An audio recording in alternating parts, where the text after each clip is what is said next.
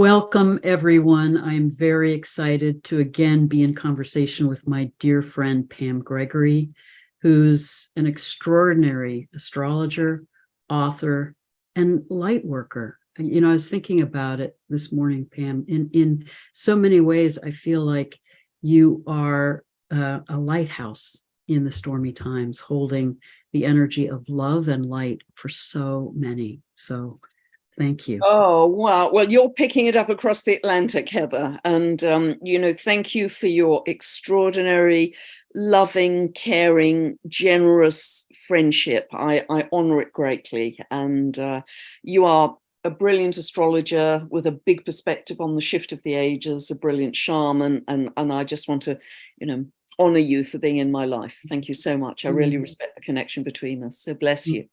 Well, thank you.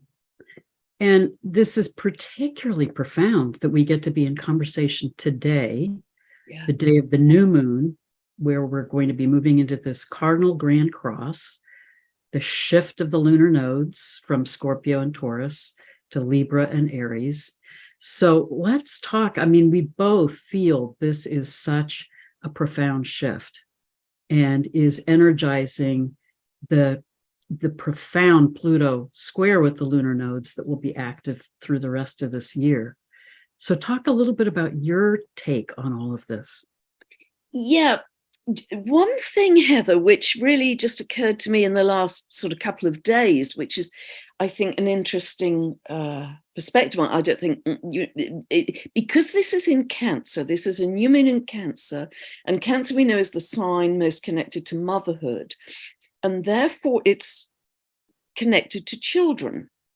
And Cancer is the sign, as we know, that wants to nurture and protect the vulnerable, those in need, both your own children, but I think children more widely, and also anyone who's sort of vulnerable in society.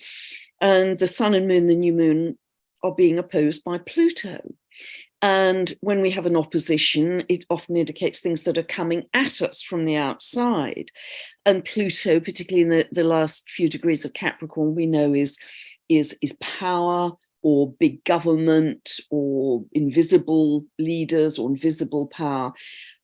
And because the South Node is just about still in Scorpio, and Pluto rules that, both Pluto and the South Node in Scorpio are linked to things that are underground, underhand, often sexual, often criminal, big money, hidden money, all of that sort of thing. And I think it's so interesting that in the last week or so, a very high profile movie, and I won't mention the name of it, has come out all about children and links to things that are underhand, underground, etc., that is gaining a lot of publicity. And I'm wondering whether this new moon, because it's a new beginning, is going to start to unravel a thread that people will feel they need to protect children, perhaps in a wider, bigger way than they have before.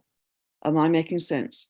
Oh, totally making sense. And it's interesting because I think as we're in this final day of the South Node in Scorpio, North Node in Taurus, that South Node in Scorpio has been very much about bringing to the surface what's been in the unconscious or what's been in the shadows. And it's interesting that you would talk about that, Pam, because so many of us, and I know you're one that also feels this way, that the children coming in this time are carrying the higher frequencies and the energies of the new paradigms that we're moving into. So if you think that, and I do believe in these final degrees of Pluto being in Capricorn, it is the deconstruction of those power over paradigms. And yet, those who are clinging to the old paradigms, I think, are very in tune with the shifts that are happening. Yeah. And trying to have some control or to disrupt what's unfolding. And that's interesting that you're talking about children, in that they're holding the energies of the next generation, of the world we're moving into. Yeah. So they are not only needing protection, But I feel like a huge theme right now is that they need to be understood and supported in their differentness and not pressured to fit into the conventional paradigms that are being deconstructed. Yeah, beautiful. And that's really Aquarius energy, isn't it? That we're each unique parts of, of a network. And it's also the North Node in Aries, isn't it? Your sense of individuality. Yeah, sovereignty of the self. Absolutely, inner power and a very distinct sense of self, which I think Aries energy has. I often think that because I have 3 planets in Aries, and in a way it's a very simple energy of just, I know who I am. There's no fuss, there's no big deal, there's no necessarily plunging into therapy. It's just, yep, this is who I am. It can be almost childlike, it's in its simplicity. And I think Aries lives in the present moment quite often because there's a strong sense of physicality and in the now. I've noticed that with Aries energy. So this will be very helpful for us, I think, to develop that sense of inner power, inner centeredness, inner authority that both you and I feel, is coming through strongly now. What's interesting in terms of that too is, as you know, I'm very interested in the precessional cycle. And from my perspective, we've gotten out of balance in the last 4,000 to 5,000 years because we got caught in a distorted understanding of the age of Aries, which was approximately 2000 BC up to this current era. So part of my sense of Pluto squaring the lunar nodes in Libra and Aries for the remainder of this year is how can we individually and collectively work the distortions of that paradigm to come back into its deeper meaning and its beautiful expression. The interesting thing with the ages is the first, each astrological age is about 2,000 years. The first 1,000 years is really an expression of, in the case of the age of Aries, that energy of Mars. But then the sub-age, the second half of the age, is meant to integrate the sign that is the polarity. Wow. So the second half of the age of Aries, we were meant to integrate Libra and the energy of Venus to have that self-expression, but come back into right relationship with each other. And yeah, beautiful. We didn't do that. We became disconnected, caught in the power over the shadow side of Aries and Mars. And I feel like this is a chance to revisit those themes and release those destructive paradigms coming out of the age of Aries that we've clung to for 4,000 years, to find, as you're saying, the beautiful archetypal expression of Aries in balance with Libra. Oh, that's beautiful. I mean, talk about big picture. that is absolutely massive. And, that's beautifully said, because again, we've expressed, or I think certainly in recent years, we've expressed probably the shadow side of Libra in terms of, compliance and don't rock the boat and suppress your individuality, suppress your sense of sovereignty for many people, but getting back into right balance, not only with each other and honoring the other in relationship, but also with nature and the earth, which is so much what the Kuiper Belt objects are talking about. This sense of Pono, P-O-N-O, this sense of right relationship and respect for nature. So it works both with people and with the earth. Yes, yes, that's so beautiful, because Haumea is conjunct the South Node now and is so much about, she's a creation deity. She's about being in tune with nature and birthing new ways of being. So I feel like she's guiding us in how to tap into that deeper meaning of Libra, which is about being in right harmony, right balance with all of life. Yeah. So it's such a time for being in an accelerated process of change and reintegrating those energies of the sacred feminine with the sacred masculine and and that balance of Libra and Aries in that sense also. Yeah, ruled by Mars and Venus. Yeah, absolutely, beautifully said.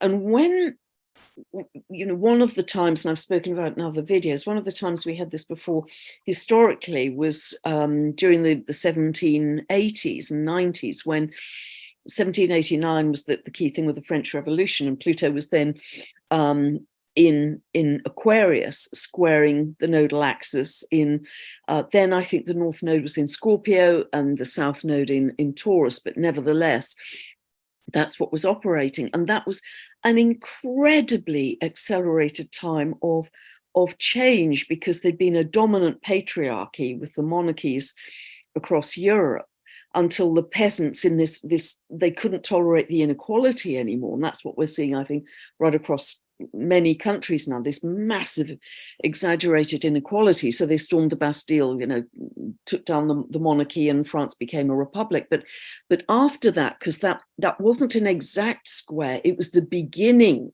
of a T-square happening to the nodal axis. And over the following months and years, a middle class was born in Europe. Democracy was born in Europe. The Assemblée Nationale, I can't remember quite what it was called, I've quoted it in other videos, but it was the foundational document for democracy across Europe.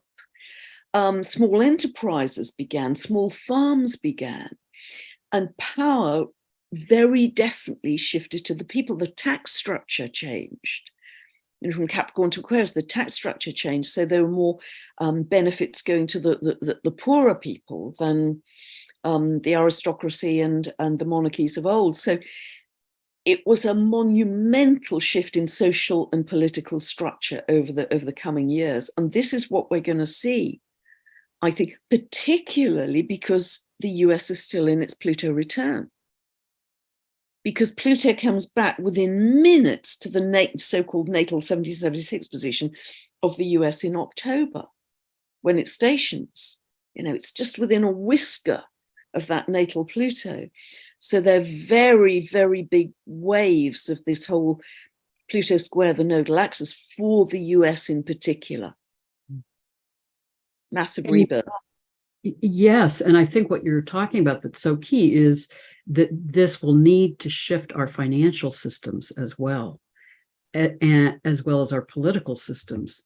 And it's interesting that not only is Haumea conjunct the South Node and will be through September, but Eris, I always call her Eris Xena, is conjunct the North Node now and will be through, I think, until January. Yeah. So I think she's not only supporting us in stepping into that Aries energy in the way that we're in the unique expression of our own sense of self and our own gifts, but I think she's also showing us that these new forms that we're meant to move into, as the current systems are deconstructing, are going to be radically different from anything we've ever known. Yes. That we are moving into, as you're saying, forms that will be more egalitarian, will be more about community, more about collaboration. But I think we're capable of moving into new forms that we can't even quite dream of yet. Yeah, I really think that's true, because the energy is so different. I think it's absolutely spot on. And it's interesting, just to pick up on a couple of points there, Heather, because we're well aware that Pluto moved into Capricorn in 2008, and there's often a kind of crisis around that archetype, isn't there? And of course, everybody knows September we had the financial crisis, and that was never fully resolved. Did the bankers get punished? Well, not very much at all. The inequality and that very solid big business, big money government power structure has never been fully challenged. Well, now it's got to be challenged before Pluto fully exits Capricorn, I would think. So it's got to kind of finish that cycle around our financial structures. And what you were saying is so interesting about Eris Xena as well, because with Chiron in Aries, I mean, everybody has Chiron somewhere, and I see it as the original wound where you're wounded. And in Aries, that is the kind of I am. I'm wounded in the I am. I'm wounded in my sense of identity for whatever reason, according to my soul's choice. I had a sense of, do I have a right to exist? And normally that's turned into leadership in later life, but that's where it's wounded in the I am. And Eris was a sense of social exclusion. She wasn't invited to the wedding in the myth. So for both of them, there's a sense of woundedness and social exclusion, and I don't fit. And with the North Node moving back over them over the next 18 months, in fact, just in the next, I think, 6 months or so, all of those issues around woundedness and exclusion and abandonment and not fitting in society are going to be very much brought to the fore to be healed for those of us who feel, we're kind of weird and don't fit. I totally agree that, for me, transiting Chiron in particular is beaming healing energy into whatever sign it's in, whatever aspect it's in with our charts. So yes, the Chiron wound in Aries is that wound to the sense of self. And I think Chiron, transiting Chiron now in Aries, is saying it's time to heal. Yeah. And we all who are awakening and open to it. It's extraordinary for me as a clinical psychologist to see the rapid, accelerated healing that people are going through right now. What we used to, and I spent my own long-term period in therapy working on my issues. And I remember just kind of slogging through the different ways of what I needed to work out. And now it feels like the issues are coming into our conscious awareness, are opening for healing in a very accelerated way. And I do believe the cosmic energies and solar energies that are impacting us are supporting us in that, so that there's a profound level of healing happening energetically as well as emotionally. But it's so helping us to integrate these new ways of being and to heal what needs to heal, to be more fully in that creative expression of who we each uniquely are. Yeah, beautiful, because we're moving into air, which is lighter. And there's, with Pluto moving through those last few degrees of Capricorn, it's like a purging or a cleansing, and it may even be ancestral. It may not even be ours, but, all of that trauma has to come to the fore to be purged and healed and cleansed in order that we can have a lighter footprint as we move forwards into air. And that's immensely exciting. But yeah, you're seeing as a clinical psychologist, and I'm just seeing in people all around me that it's happening at dizzying speed, and it's hard to keep up with because it's hitting our physicality as well, all kinds of physical symptoms. It's kind of, hang on, we can't keep up with this. But it's also very exciting because my understanding is that when this kind of upgrade, and you will know this much better than I do, Heather, that when the upgrade was happening in Sirius, it took several hundred years. But for us, this is happening in a very concentrated few years. And this is a unique evolutionary opportunity because we're doing it again in physicality. Well, and I know you mentioned in one of your recent videos, and I've talked about this also, that we're in this evolutionary leap from Homo sapiens to Homo luminous ones, beings of light. So we are becoming more and more energy beings, which means we do need to let go of that dense energy of what's been weighing us down or what's unresolved. And I think that's part of why we're in such an accelerated healing process. But then it opens up this capacity for not only higher consciousness, but the expansion of our consciousness to be galactic beings again, to be really aware of what we're capable of with our consciousness that we've been constricted from fully experiencing across these last 5,000 years, which the Hindus call the Kali Yuga, the time of forgetting. So I think that there's so much expansion that's happening at the same time as we're healing and letting go of the pain from the past to move into these. And to me, part of what Arizina is about is moving in these radical new directions and daring to step off the beaten track to follow your own unique path. Yeah, and the Aries North Node is really going to, be who are you now? If you look back to the last cycle of, what was it, December 2004 to June 2006, who were you then? And who have you now become and are about to step into as a new version of self, an upgraded version of self? And I think it's quite helpful to look at the last time the North Node was in that same position and see how far you've come in your unique expression, the unique essence of you, Aries. And what you were talking about with that sense of expansion, Heather, I think is so true. And of course, coming down the track not far away, we've got that beautiful Jupiter-Uranus connection in April next year. That's an expansion of the higher mind, expansion of the connection to the galactic as well. I think that's going to be amazing to open up our consciousness. And it's expanding our consciousness. And I think it's such a time of heightened creativity also. I mean, you and I, before we got on the video, we're talking about just these amazing new technologies in healing that are coming out. And I think there's so many other technologies around energy sources and other ways that we can be working that are supporting these new paradigms that we're moving into. But it is such an incredibly creative time that we're in the midst of the chaos of the deconstruction of the old forms. There's also this increasing openness to amazing creativity. Yeah, I really agree. And it's very interesting, isn't it, that at the moment we have an operational, although wide, trine between Pluto and Uranus.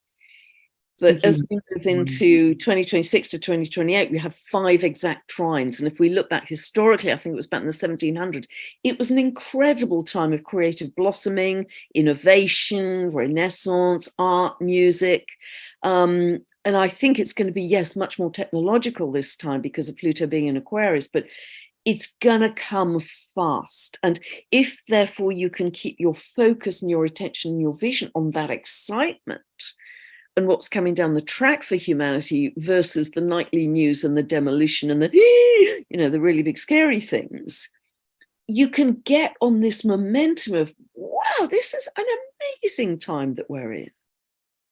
You get out of the fear into the excitement.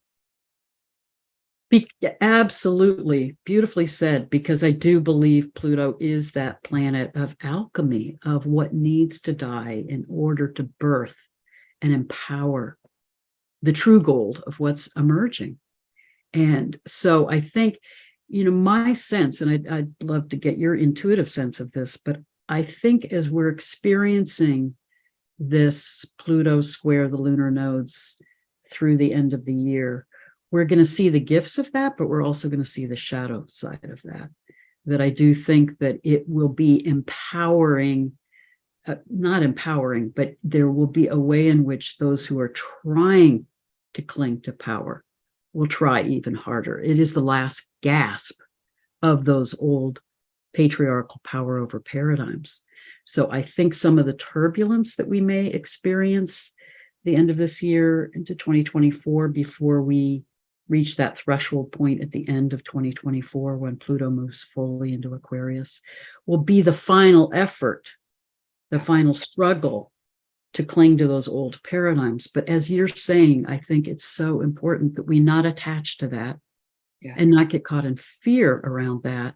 Because to me, what's so profound is, I was saying to a friend the other day, the astrology almost feels like the universe is giving us these neon lights and signs saying, this is what's unfolding. Trust it. Those old forms are dying. And these new forms are being birthed in such a powerful way. Trust that. And there's so much support and guidance in these upcoming transits, helping us through this death rebirth, that we are being carried and guided and supported by these energies far beyond ourselves. Yeah, I think you are absolutely, absolutely spot on. I agree with all of that. And I think because we've lived in such density with very long-term foundational structures of governments and systems and education and the law courts and all of that, that we're moving into air, so we're moving into something that's much more invisible. We're being asked to trust energy, we're being asked to trust frequency, and like a fool in the tower, step off that cliff edge, just trust the invisible, hitch your star to a wagon. So it is a huge act of trust, but nevertheless, that's where the energy is going. And I absolutely agree with you. I've used the analogy of the theatre, and the scenery was initially coming adrift, and now it's just kind of crashing louder and louder, and the actors are talking more and more loudly, so you don't kind of notice that the whole theatre's collapsing. And I absolutely agree. It will get louder, it will get more chaotic, it will get crazier. And that's why it's important to stay together with people you love, people you trust, family of frequency, to give you that support that we are birthing something absolutely magnificent. At the same time, we don't have to wait until the old is absolutely gone to dust. We're creating the new right now. And it's going to be very interesting, even the second half of July, because that's when that T-square of Pluto to the nodal axis is tightest.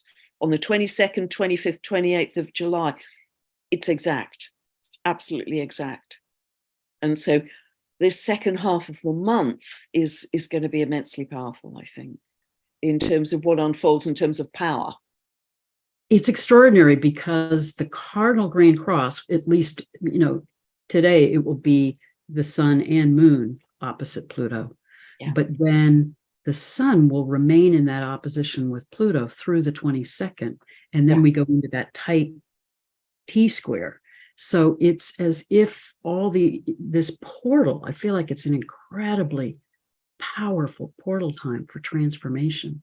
Yeah, I agree. And to me, part of the profound meaning, I had never thought of the layer of it that you were sharing before about mothers and children with the sun and moon in Cancer. But I also see that as the importance of our holding ourselves and each other with compassion, Cancer.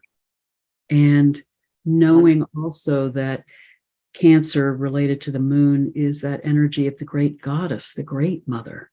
So how do we honor that we're held by these energies beyond ourselves to be holding each other in compassion as we move through this powerful portal time? And what you said, I think, is so important. The new forms are already being birthed. Yeah. And you've talked about this a number of times. It's almost like there's a parallel reality that's happening. Absolutely, 100%. And so where we put our attention and where we put our energy is what we're supporting and empowering. So the more we can be living in those new paradigms of communities that are developing, that are disregarding the current structures that are deconstructing, and like the People's Health Alliance or the Food and Farm Alliance that's unfolding there in the UK and growing worldwide, we can be in our own communities creating these new realities.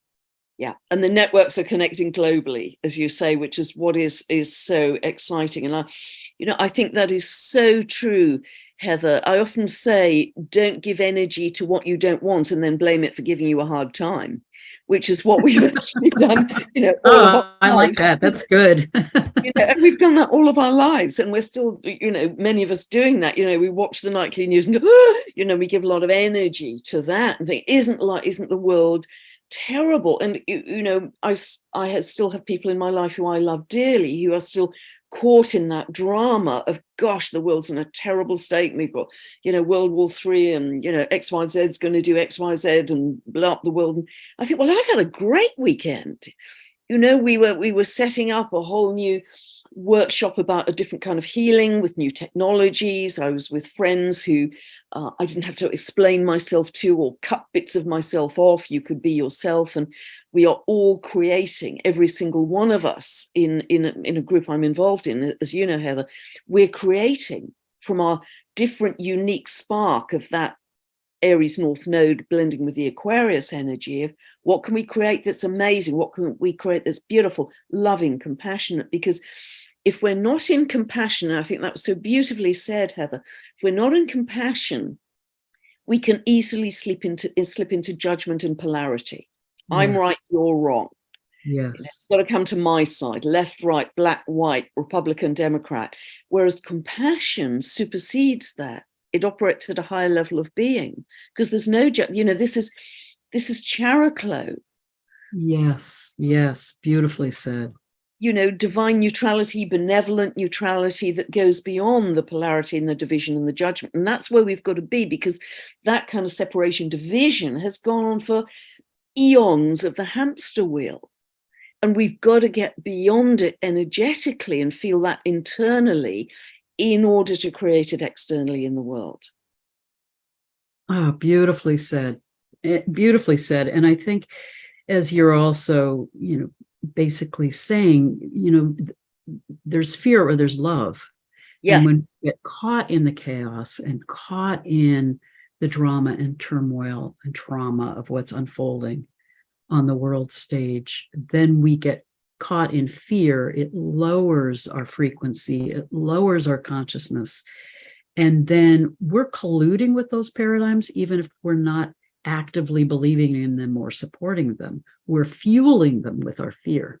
100%. So the more in whatever we're doing in our daily lives, we can come from that place of love and higher consciousness.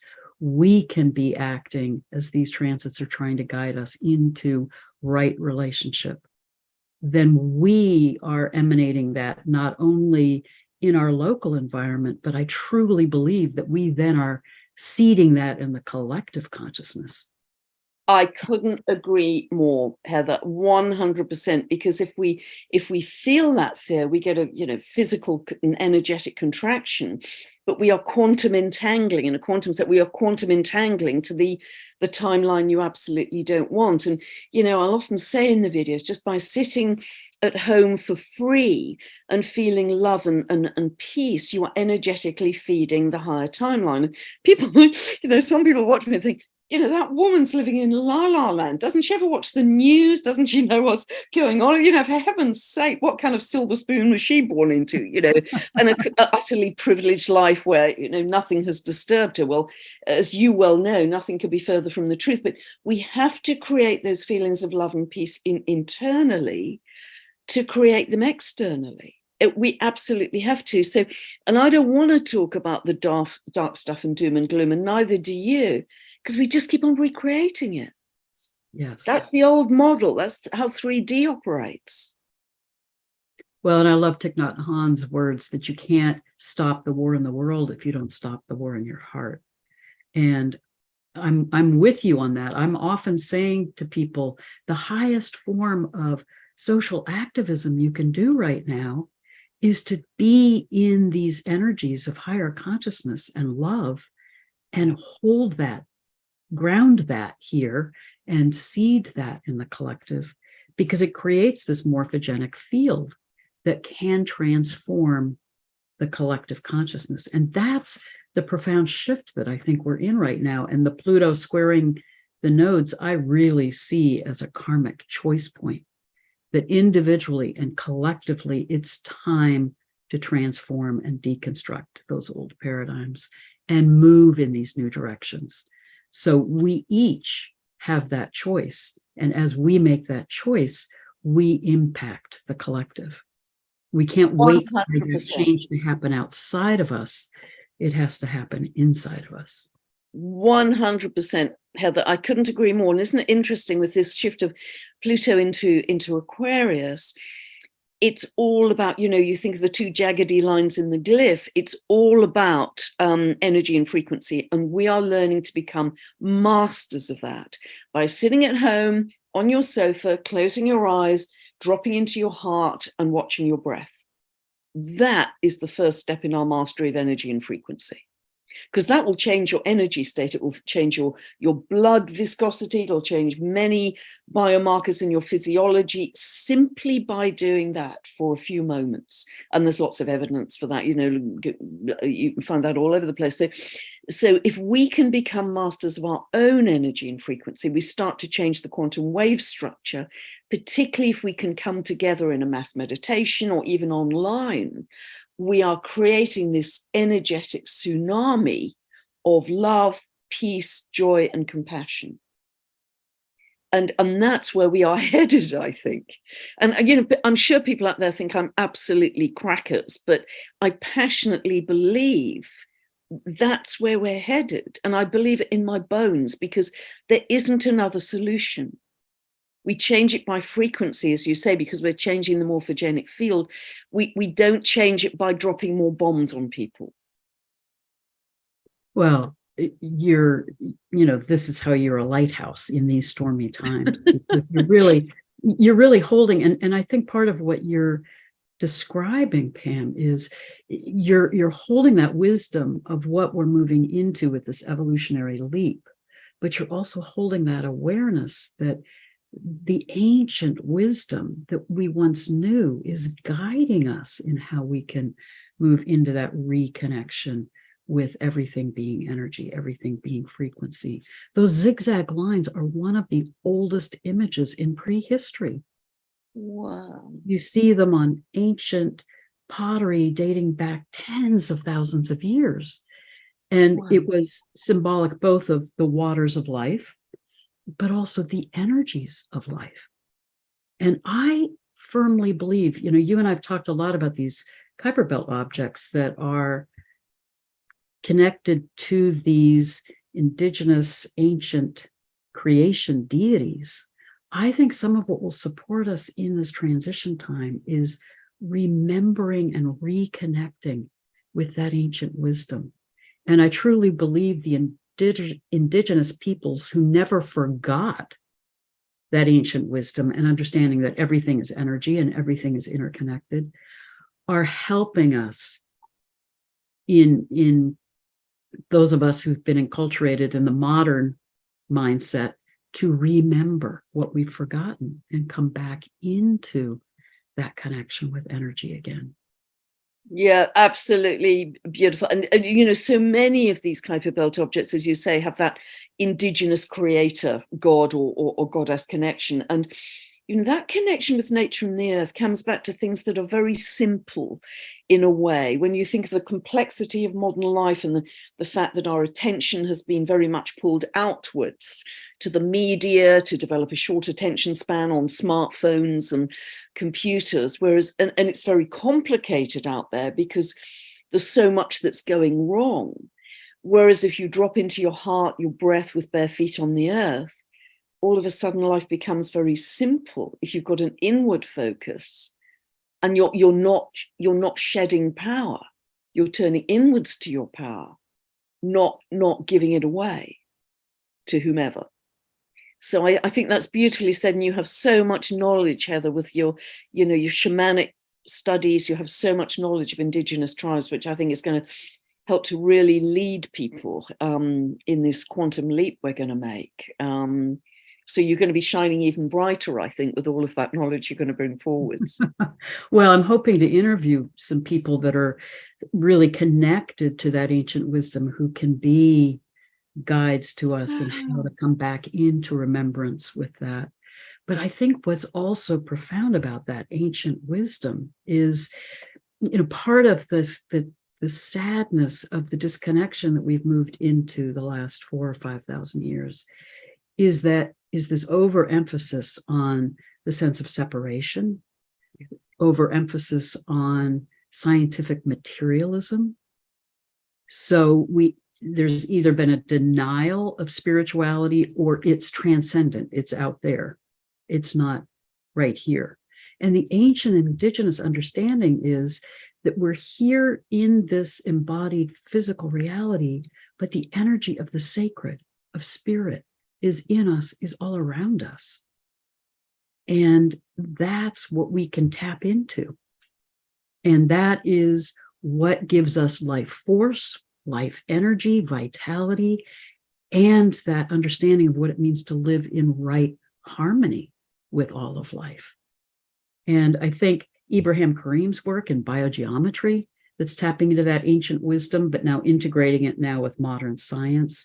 There's so many ways in which we're remembering that ancient wisdom to bring it forward in this time that I think is also going to change our connection to technology. Because the more we understand our capacity with our consciousness and get out of that scientific materialism perspective, the more I think we're going to be opening to these extraordinary ways of healing, of communicating, of being on the planet that are about consciousness.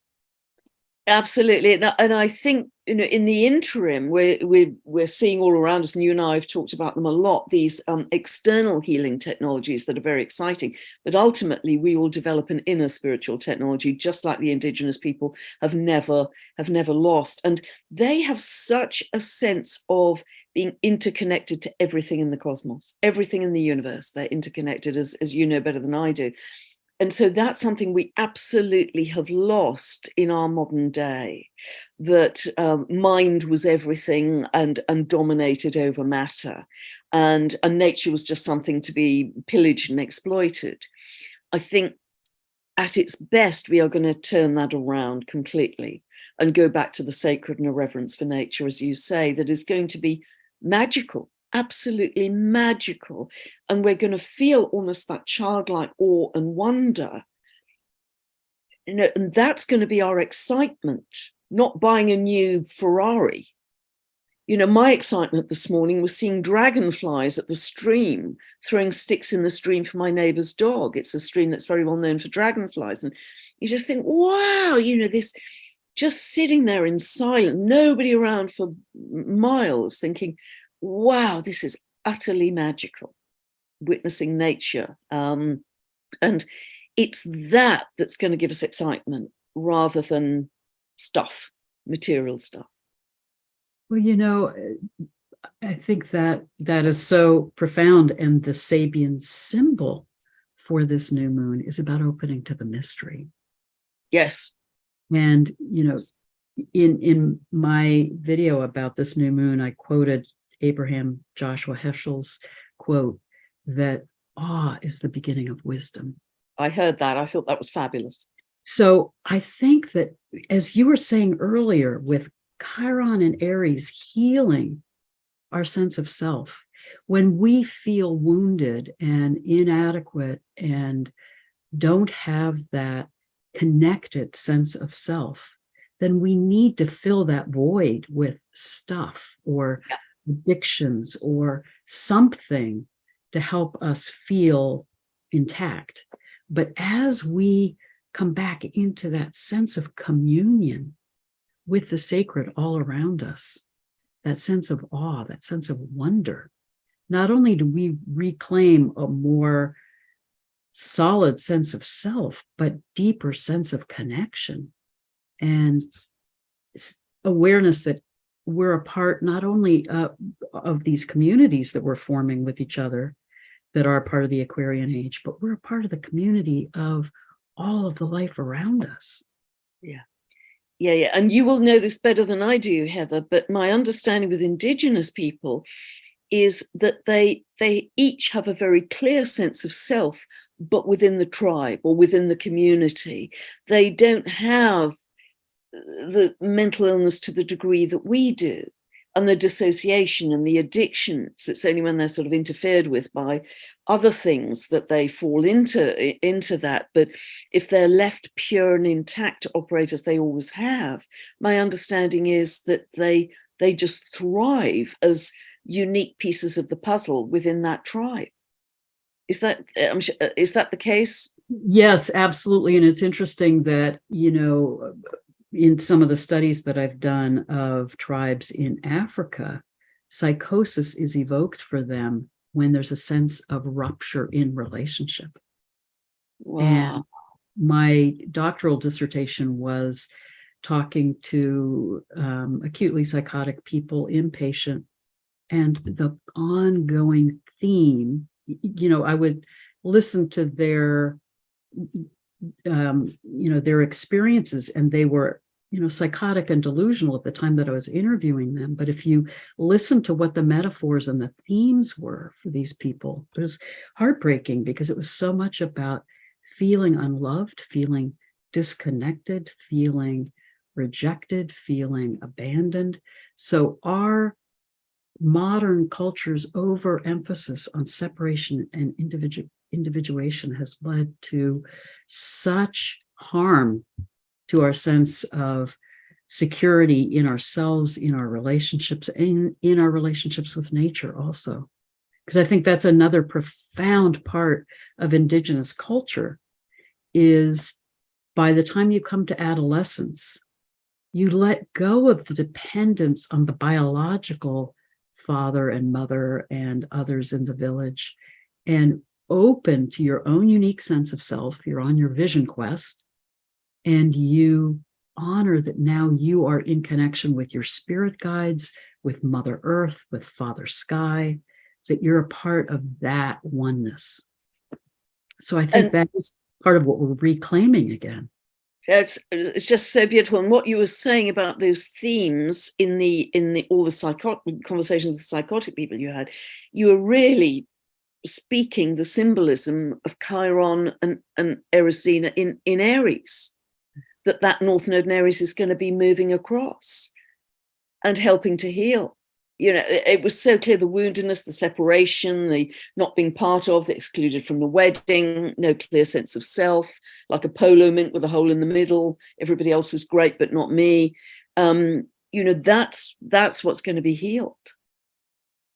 So, anyways, there's some very clear themes here. And I think a lot that we can feel excited about, particularly if we can tune into those Kuiper belt objects, which have so much to promise in terms of those indigenous connections, right relationship, harmony, magic, but they also have with them a sense of understanding of quantum physics in a way, of how we manifest using energy and vibration. I mean, with Kwawa, you had to sing and dance and get yourself into a state of joy before you set your intention to manifest. You don't do it from being glum. You do it from joy. We're out of tune. Or out of tune. Yeah, absolutely. You do it from joy, your highest frequency. And it was always singing and dancing in community. Yeah. That was a big part of it too. And I think Ixion has much to teach us, because I know it's got not that great a negative expression about Ixion being kind of spun off into eternity on a burning wheel because he didn't distinguish himself that well. But his higher expression was following your bliss by finding simplicity and joy, finding your own unique bliss.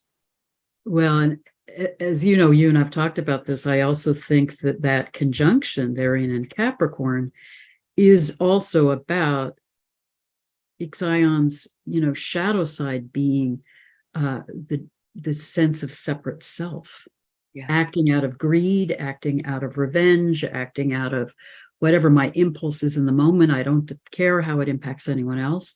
And Quawar, who's saying, no, we create by coming back into harmony with each other. I love that as Quawar was creating the plants, the animals, the sun, the moon, they all joined in the song, all joined in the harmony, which I think, as you're saying, I mean, you're talking about the excitement of this time. How extraordinary is it to come back into harmony, to come back into that sense of being a part of the symphony of the cosmos? So we're no longer alone, but we can be a part of this dance, this song with each other, with the cosmos, to be co-creating something together. Yeah, and that's where the excitement lies, doesn't it? And whether you find your tribe online or whether you find them in person, the fact that you are creating something beautiful and new is very exciting. And if you put your total attention and focus on that rather than the misery, then life is exciting. And, again, my neighbors must think I'm absolutely crackers because I'm always happy. Whereas, they are much less so because they're watching the news and feeling very glum about it. But it's all down to your focus and attention. And that Pluto square the nodal axis is really as you say, putting that in neon lights right now. Where is your focus and attention? Because know that that invisible energetic action of, are you focused on joy, beauty, compassion, peace, etc., gratitude, is the beginning of creating something magnificent. It's learning how powerful the invisible is, which we've never had to interact with in such a clear way before. Beautifully said. And another facet of that, I think, is we can open to that joy and gratitude when we are also working in a positive sense that Pluto opposition with the sun and the moon right now, which one of the things that I've always felt about Cancer is, being a cardinal water sign, Cancer is like the surface of the sea. Yeah. That we need to hold with compassion whatever we're feeling, because those of us who are sensitive and empathic are feeling the turbulence in the world, but we can feel it and then let it flow, let it go, and know that that Pluto energy is the deeper transformation that's unfolding, that is bringing the new life into form from the depths, that will transform our experience of this outer reality. But we can hold with compassion what we feel, but not get mired in the turbulence of this time, but hold that perspective of the larger transformation that we're in. Yeah, absolutely. And not try and feel that, that we are arrogant enough to manage it, because it's happening anyway. This evolutionary process is happening anyway. So it's almost surrendering also to what is. The old is crumbling. It can be jolly noisy and not pretty, but it's inevitable, because that's what the astrology is saying, that's what the life was, that's where the energy is going. So just surrender to that process and create from your heart.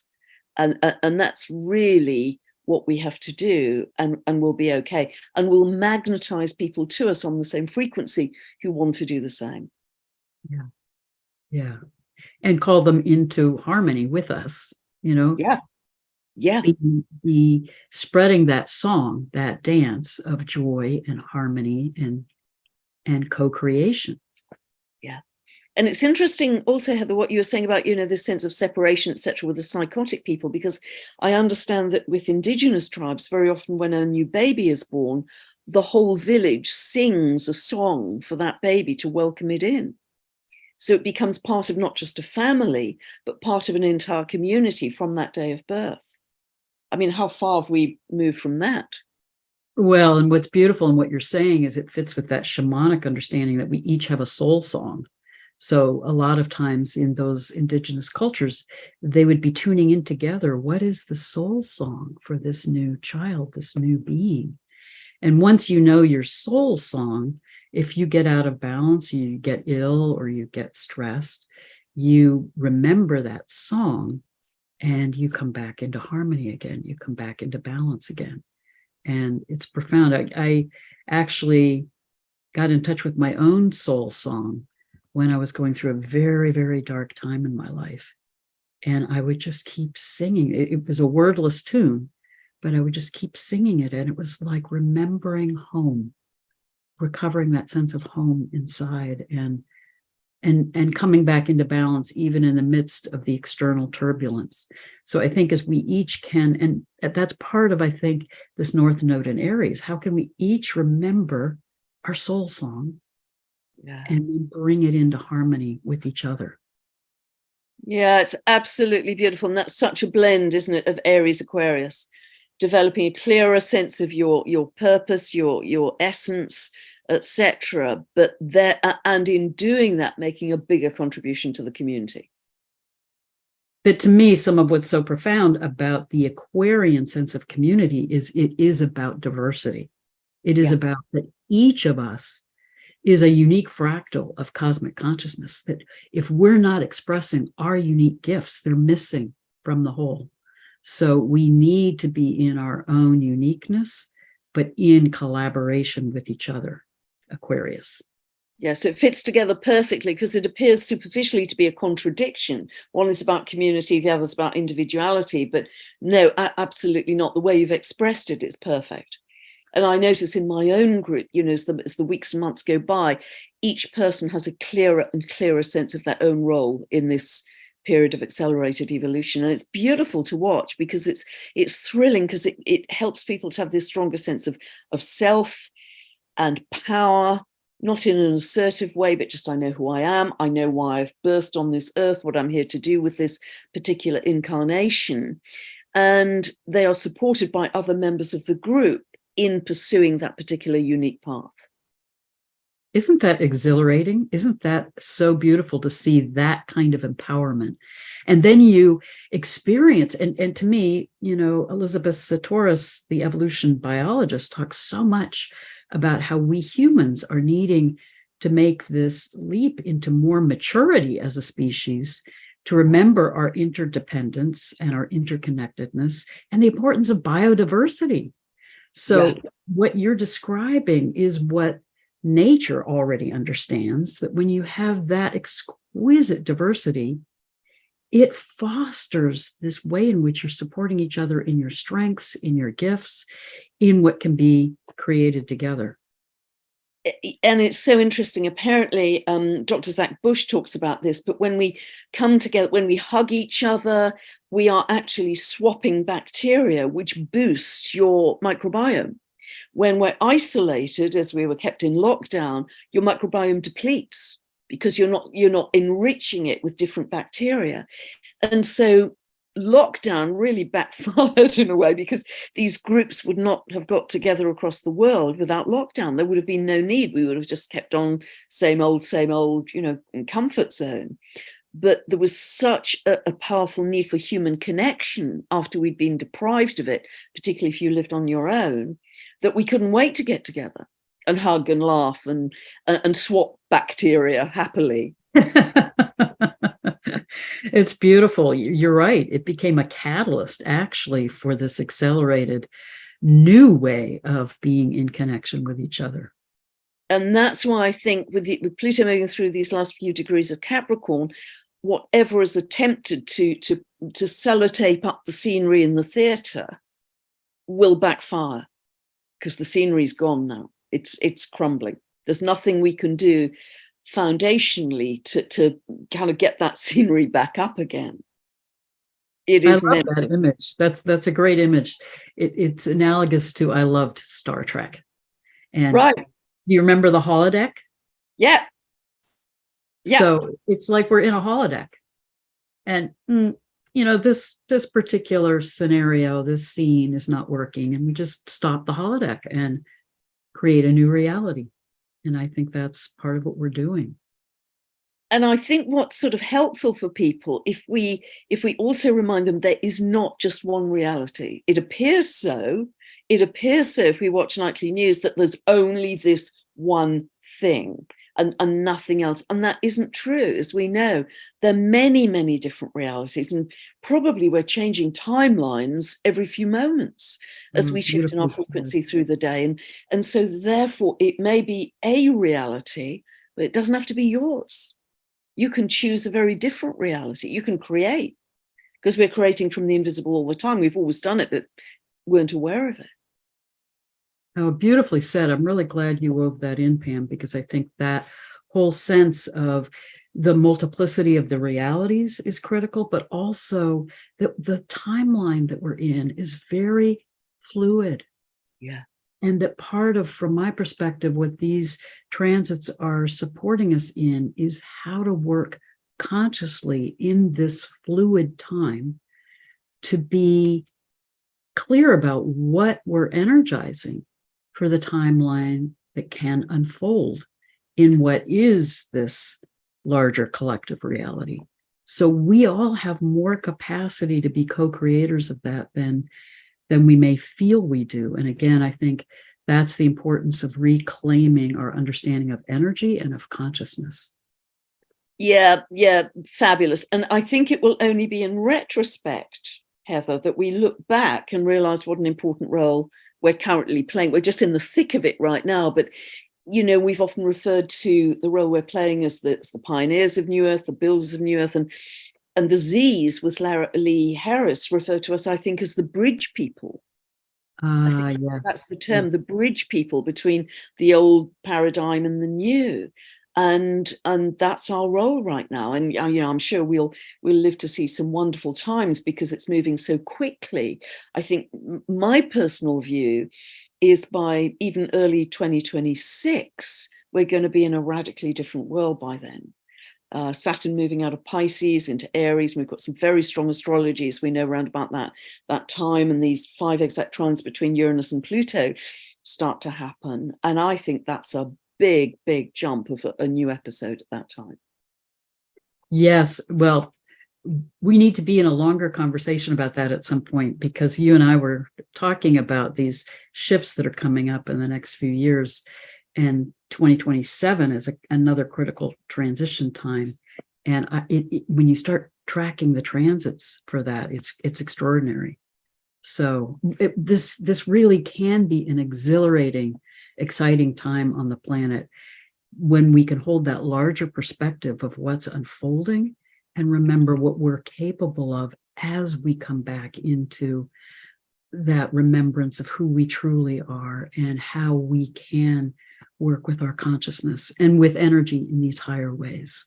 Yeah, we're welcoming in an expanded consciousness of love. If you feel you're going on a doom and gloom dip, you're welcoming in an expanded consciousness of love. Keep that as a running mantra. Just flick it. If you're in gloom and doom, just flick it to something like that to kind of bring you back up. Well, that's a beautiful note to end on. Thank you. Loved it, Heather, as always. Loved it. I never know where our conversations are going to go. We don't prep beforehand, but yeah, I really loved it. So thank you. Lots always of love to share. And lots of love to all of you. Yeah. Lots of love, everyone. Thanks so much for listening. Bye for now. Bye.